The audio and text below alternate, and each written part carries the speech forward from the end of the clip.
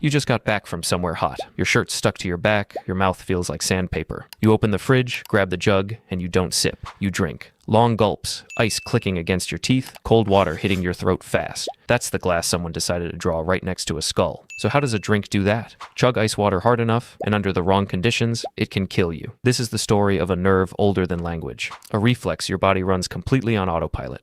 And a piece of electrical wiring inside your chest that most people never think about until the day it misfires. That switch has a name. It's called the vagus nerve, and it's wired straight into the muscle that beats your heart. By nerve standards, it's enormous. It starts at the base of your brain and runs down both sides of your neck, past your throat, then it buries itself directly into your heart, lungs, and stomach, touching almost every organ that keeps you alive without you ever noticing. Most of what your body does without thinking runs through this nerve. Breathing rhythm, digestion, the reflex that makes you gag, and critically, your heart rate. Before we go further, let's clear up the obvious assumption, because you're probably already thinking about brain freeze. Brain freeze is real. It even has a proper medical name, sphenopalatine ganglion neuralgia. That's a lot of syllables for what happens when something ice cold touches the roof of your mouth. The cold makes blood vessels near your sinuses constrict, then rebound and widen suddenly. Your brain misreads that pressure as pain in your forehead, 10 seconds of regretting your life choices, and then it's gone. It is unpleasant. It has never killed anyone, and it fades on its own within about a minute.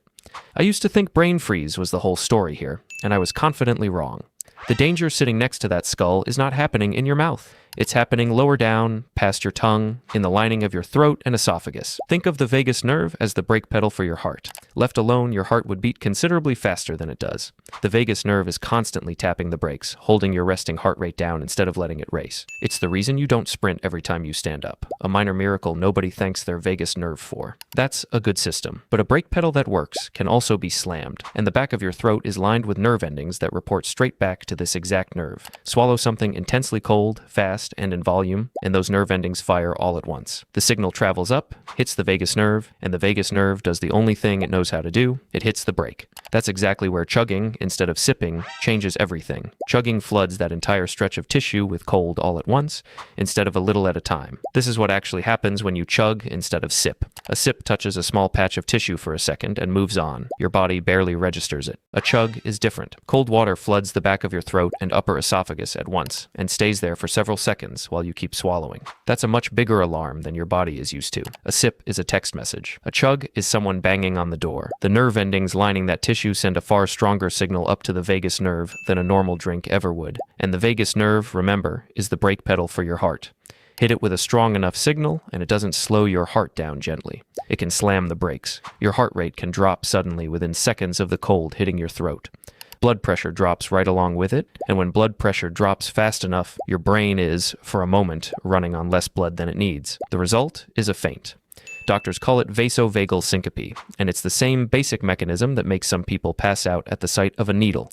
Except here, the trigger isn't fear. It's a glass of ice water, chugged too fast on a hot day, exactly like the one you might be holding right now. This isn't theoretical. Cases like it show up regularly in medical literature. A healthy man in his early 30s, out in the heat, reaches for something cold. The very first mouthful is enough. A sharp pain lands in his chest. His vision blurs at the edges. Within seconds, he's on the ground, unconscious. He comes around within moments, shaken, lightheaded, otherwise fine. His heart rhythm checks out normal once doctors look at it. There's no blockage, no damage, no underlying disease waiting in the wings, just a single cause. His own vagus nerve was the trigger, overstimulated by cold hitting his esophagus on that very first swallow. It slammed the brakes on his heart hard enough to switch off his consciousness for a few seconds. He was lucky. He was sitting down when it happened, and there was a warning, brief as it was. His chest hurt and his vision blurred before the ground came up to meet him. Most people wouldn't have had time to notice either sign, let alone act on it. For a long time, doctors assumed this only happened to people with an existing esophagus problem,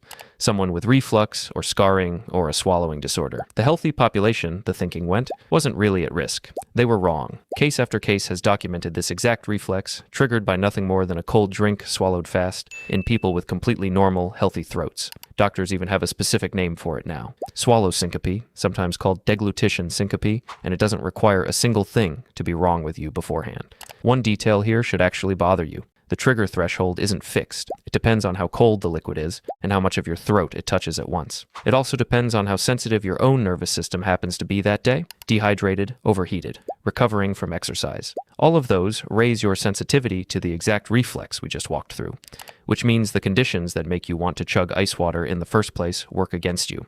A scorching afternoon, a body that just finished exercising, a throat that feels like it hasn't had water in hours.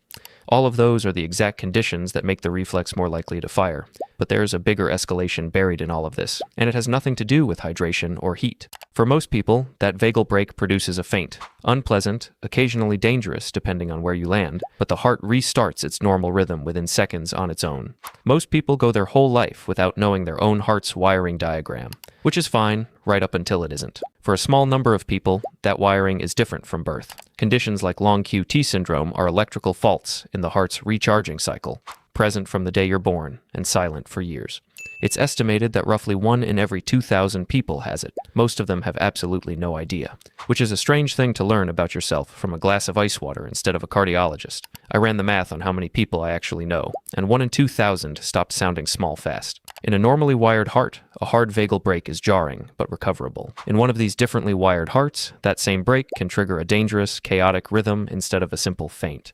The heart doesn't just slow down, it stumbles, and in the rarest cases, it doesn't find its way back to a normal rhythm on its own. That's sudden cardiac death, triggered by nothing more than a swallow. None of this is really about the water. It's about where you happen to be standing when the switch flips. A faint on flat carpet is a bad afternoon. A faint at the top of a staircase is a fall. A faint in a swimming pool, mid-lap, with nobody watching closely is a lifeguard's worst shift. A faint in the shower, alone on wet tile, is different again. A faint on a kitchen floor, with nobody due home for hours, is a different kind of danger entirely. A faint behind the wheel, at speed, is worse than all of them combined. None of those outcomes come down to the heart itself. The heart, in most people, recovers on its own within seconds. The outcome is decided entirely by geography, by what happens to be underneath you, around you, or moving at speed beside you, while your brain goes dark for a few seconds. The reflex itself is fast, and whatever warning it gives you is short. A normal faint is often preceded by minutes of dizziness or tunnel vision building slowly. This one might announce itself with a stab of chest pain or a flicker of blurred vision, and then it arrives within seconds. There's rarely enough time to sit down, brace, or call out. Your body doesn't negotiate with you first. It just pulls the brake and lets the rest of the room sort itself out. I've started drinking cold water slower since I learned this, and I'm not embarrassed to admit it. That's the part that turns a strange, mostly survivable nervous system quirk into something that occasionally makes headlines, not the cold water itself. How little warning it gives, landing at exactly the wrong moment in exactly the wrong place. So here's the whole chain laid back out. A nerve running from your throat straight into your heart. A wall of cold hitting it all at once instead of a sip at a time. A signal strong enough to slam the brakes on your heart rate. A drop in blood pressure your brain can't tolerate for even a few seconds. And underneath some people, wiring that turns a simple faint into something the heart never comes back from.